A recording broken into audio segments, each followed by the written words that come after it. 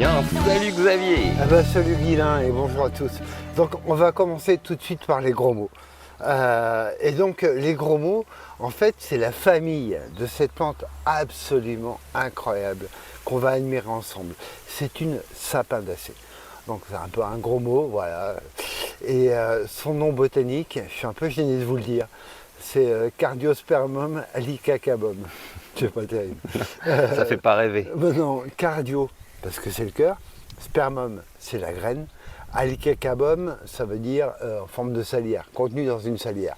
Donc, ces noms vernaculaires sont quand même beaucoup plus jolis.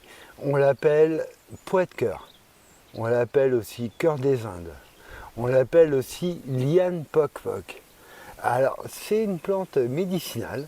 C'est pas une alimentaire, hein, même si elle s'appelle pois, parce qu'elle fait comme un pois à l'intérieur. Et on va voir, hein, je te vois qui regarde, ouais. Inquisiteur, hein, ouais, elle est absolument sublime.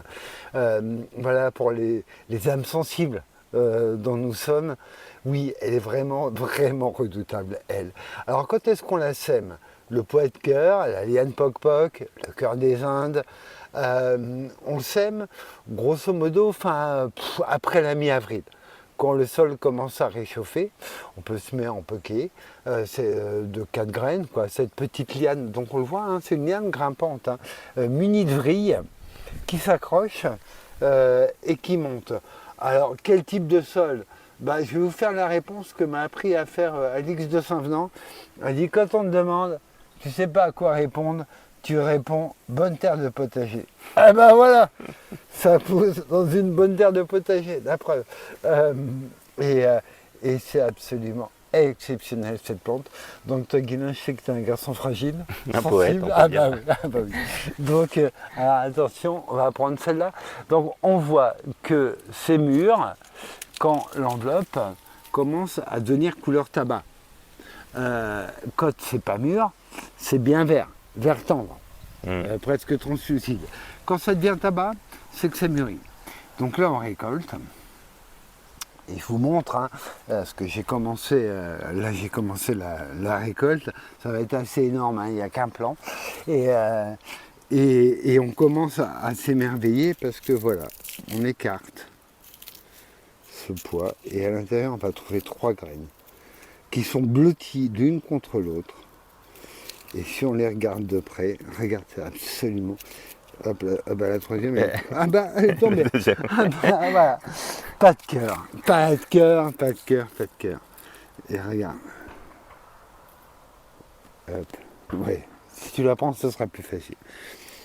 Voilà, à l'ombilic de la graine. Attends, il faut que j'arrive à choper. Ouais, il y a un cœur qui est dessiné. C'est quand même joli, non? Ah ouais. Ah ouais, ça fait fondre. Hein. Et ça nous rappelle que, voilà, que ce soit au potager ou au jardin d'ornement, ce qui compte, c'est pas de cultiver, c'est d'avoir quelqu'un à qui offrir. Voilà, c'est ça qui est important. Et je souhaite à tous les jardiniers d'avoir quelqu'un à qui offrir ce pois de cœur. Moi j'ai cette chance, tout le monde ne l'a pas. Et là voilà, la récolte, eh ben, c'est parti. Hein. Donc là, comme il fait sec, je vais laisser au pied mon petit seau, mais tous les jours, il y en a de nouveaux qui sont mûrs. J'adore cette liane. On peut lui reprocher. Moi, j'ai pas constaté que ça se ressème beaucoup. Donc ça, c'est un petit reproche qu'on peut lui faire. À la différence de la larme de Job, on pourrait penser que la graine sont lourde, elle tombe au pied et ça repart automatiquement l'année suivante. J'ai pas constaté ça, mais peut-être que d'autres jardiniers ont constaté l'inverse. Après, aux Antilles, oui, il n'y a pas de problème. Hein. La liane poc-poc, c'est une sévère. Hein. Attention, elle est partout. Hein. Et donc, plante médicinale, hein, mais là, je ne suis pas compétent, moi, pour vous décrire ses fonctions. Là où je pense l'être plus, c'est pour vous dire surtout cultiver. Eh ben merci Xavier, à bientôt.